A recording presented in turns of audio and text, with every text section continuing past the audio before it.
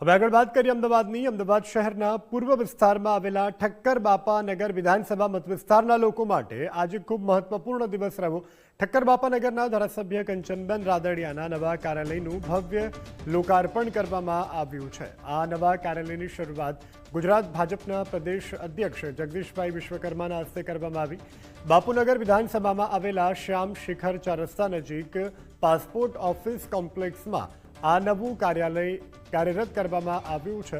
આ લોકાર્પણ પ્રસંગે અમદાવાદ શહેર ભાજપ અધ્યક્ષ પ્રેરક શાહ પણ ઉપસ્થિત રહ્યા હતા।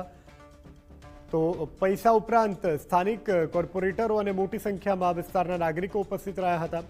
આ નવા કાર્યાલયનો મુખ્ય ઉદ્દેશ્ય ઠક્કર બાપા વિધાનસભા ક્ષેત્રના સ્થાનિક નાગરિકોને રાજ્ય સરકારની વિવિધ લોક કલ્યાણકારી યોજનાઓનું માર્ગદર્શન પૂરું પાડવાનો ઉપરાંત નાગરિકોને વિવિધ વહીવટી અને સ્થાનિક કામગીરીમાં મદદરૂપ થઈ શકાય તે માટે આ કાર્યાલય એક મહત્વનું કેન્દ્ર બનશે।